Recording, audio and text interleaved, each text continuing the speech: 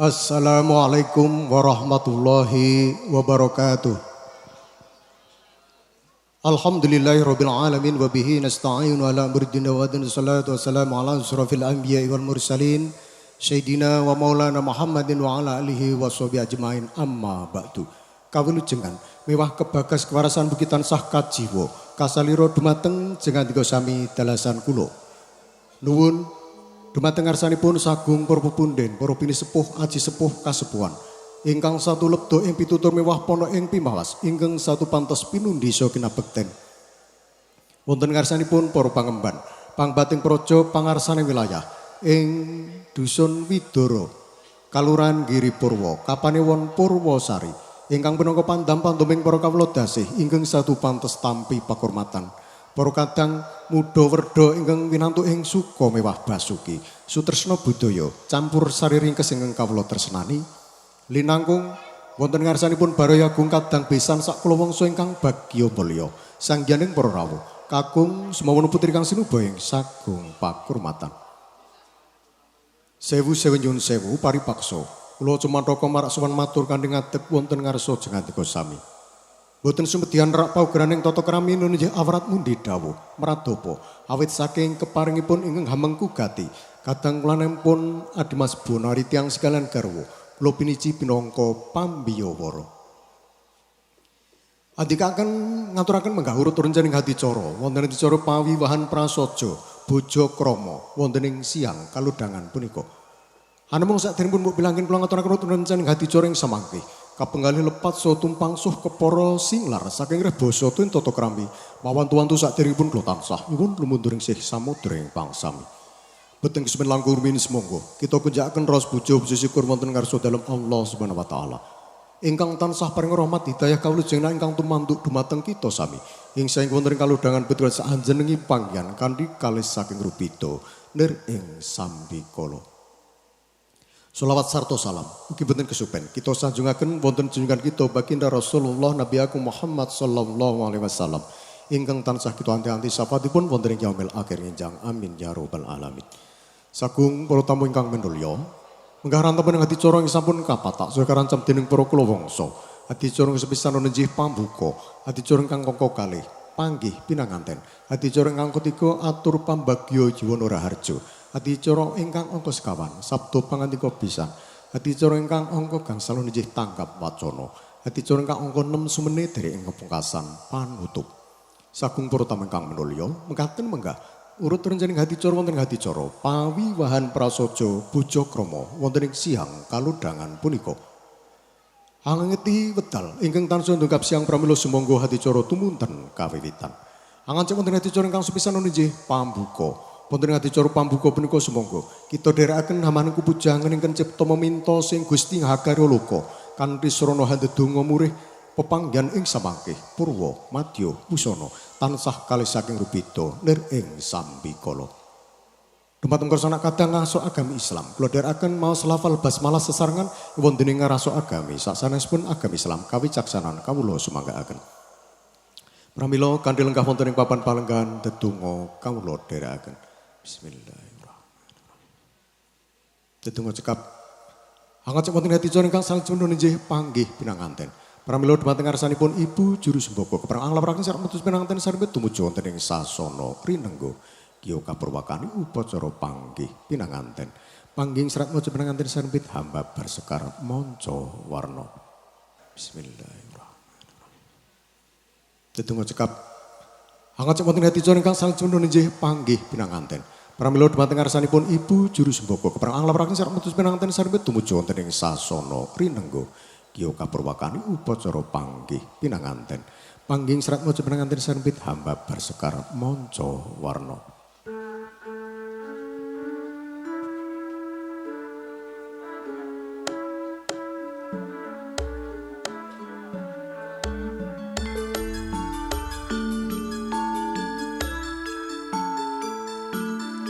Ang leluri Laksita Harja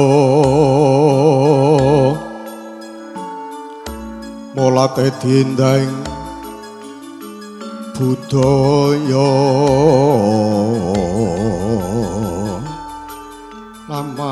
lamat kamus kapiyarsa lah punika ngling ketawang Puspawarna sejatos asung pratandha tuwin caos kurmat ya kadaning upacara panggih pinanganten. Wus dumugi wahyaning mangsa kala dumawahing kodrat saking panguwasing Gusti Murbeng dumadya ing samangke wonten titahing Jawata ingkang sipat jalu tanampi wanudya ingkang sumedya netepi jejering agesang ngancik wonten ing alam bebrayan agung hanetepi ilo-ilo jaring para kina ingkang dahat pinundi pundi sarta halelure laksita harja polat edi endahing budaya luhung. Wis lampah tau astur menggih bagus Wahidan Atmaja putranipun almarhum Bapak Yuh di Juweni sah Ibu Mujinem ingkang saking tlatah Sindet Bukir Sari Bantul Ayu Jakarta hadiningrat kamus kelampah dam astra lan alam aja putrinipun Bapak Bunari Ibu Suprihatin Cilih Punarayu Maya liyane Eka Putri Tamping Serat Mojo Pinanganten tansah kalih saking rubeda ler ing sambikala ingkang keparengang larapaken Serat Mojo Pinanganten sawi nggih Tatarya Srimpi wingking saking tlatah Widara Giripurwa Purwosari ingkang sampun kawentar piyanipun Lembah Manah tur taripe nggih murah.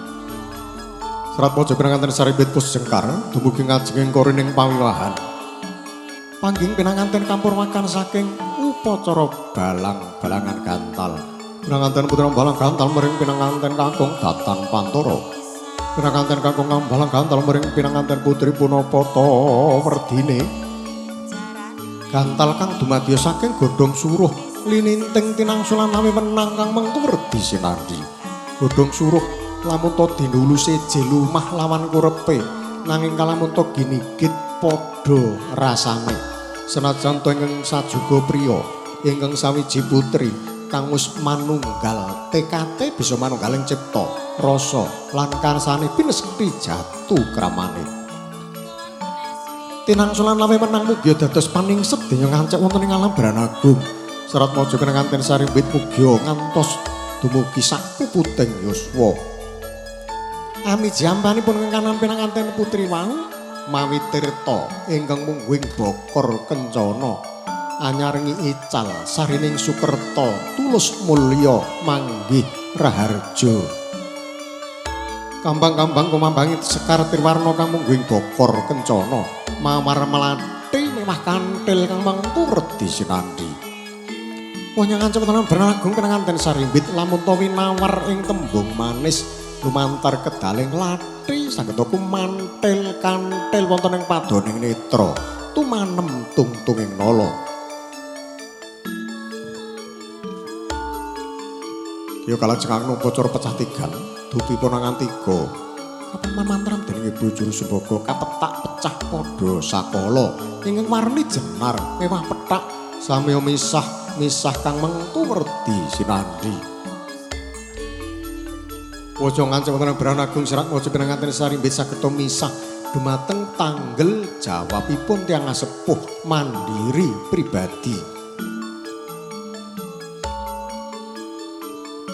Pinanganten kang usah ngagem busana kanalendran gagrak ngayogya karta hadiningrat ora mung kalamun towin sinawang sing katebian katon merabu tuwin hamrabawa Serat Mojo Pinanganten Sarimbit wau dupi wis purna upacara pecantikan giya anglajengaken lun-lunan mampah tumuju wonten ing sasana rinengga rerengganing palenggan kang wis kaparingan eden-eden pating galebyar pating palancar lamun tos nawang sing katebian saya hamindui asri senening swasana.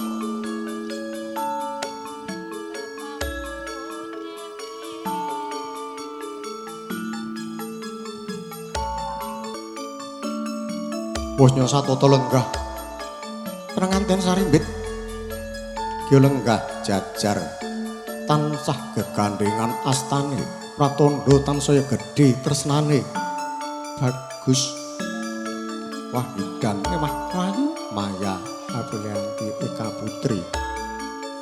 Wis nyosat tata lenggah. Ya kalajengaken upacara kacar kucur punapa tenggen nastan upacara kacar kucur wau.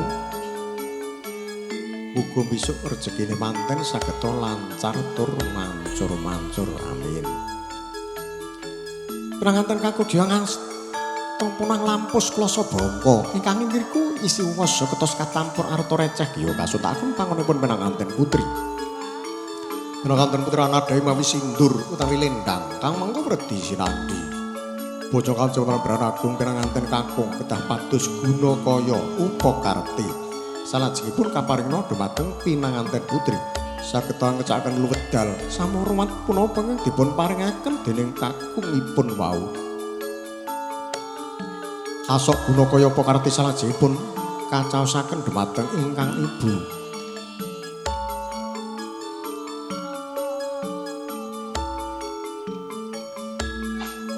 Trenging penggalih amung donga panuwun tuwin donga pamuji. Mring Gusti Murbeng dumadya muga denya gesang samangke sageta bagya mulya ora sandang lawan pangan.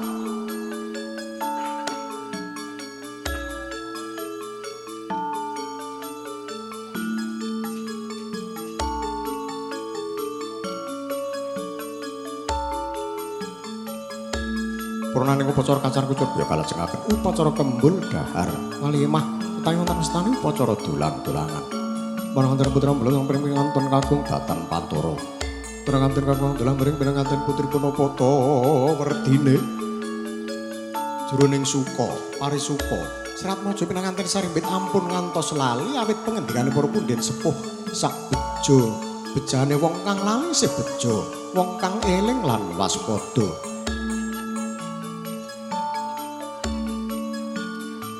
Purnaning upacara kembul dahar ya kaunjukan tirta wening dening Ibu Juru Subagha mugi sageta wening penggalihipun pinanganten sarimbit mau kados dene tirta ingkang kaunjakaken dening Ibu Juru Subagha wau.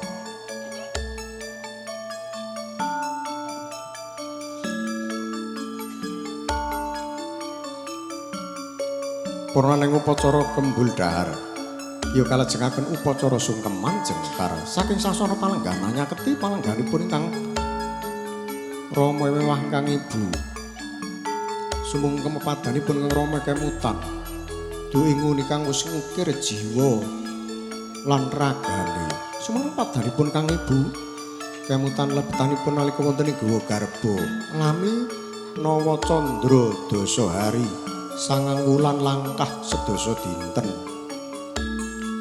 Nampi sungguhipun ingkang putra datan kuwawa ngampah punang waspa mijil saking padoning netra deres lir kadya dineres amung ngaresuruk ming daya. Mangkono cipta wengganira kang kawijining lisan Kanjeng Rama Kanjeng Ibu nyaosaken sungkem suh nyuwun donga pangestu Kanjeng Rama. Kanjeng Ibu, Kanjeng Rama, Kanjeng Ibu, ingkang putra nyaosaken sungkem suh nyuwun donga pangestu Kanjeng Rama, Kanjeng Ibu. Oh, nggir, anak wong ayu, anakku wong jentara. Nalikane kowe biyen gumajang kewer tak gegadang, besok akhir dewasamu bakal winengku dening priya ingkang ngambeke utama. Kalenggane iki wis tekan Dewanci bakal winengku dening Bagus Wahbedan. Tak tampa sungkem bektimu sakloron nggir. Mung ngelingku wae sing padha guyub lan padha rukun anggonmu padha bebrayan samengko. Elinga marang Panembah Jati, agama apa sing kok nut cak-cakane aja kok owahi tindakna saben antara mangsa ya nggir.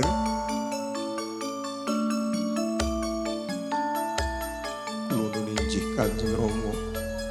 Kula ninjih Kanjeng Rama, Kanjeng Ibu. Wis ora perlu bacut-bacut anggonmu rawat wasmamu bali ana papan palungguhan. Ora prayoga dinuling dengan kathah elinga iku nang parapatan agung. Aja lali nyuwun donga pangestu nang ngarsane para pinisepuh lan para lenggah. Muga-muga anggonmu padha bebrayan samengko. Bisa tansah jumbuh ingkang ginayuh widodо kang sinedya lestari kang kahesti. Temah dadi keluarga ingkang bagya mulya mrasandhang kalawan pangan bagya. Keluarga ing sakinah mawaddah lan warahmah. Paripurna. Panyandring srek mojo piranganten ya panggih. Anyarengi paripurna. Ungling ketawang puspa warna.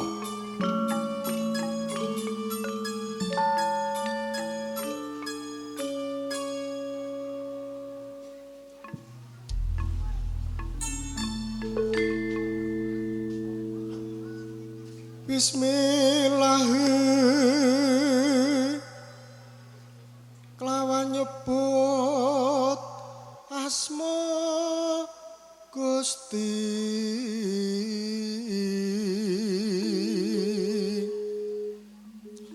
ingkang maha lama sarta maha welas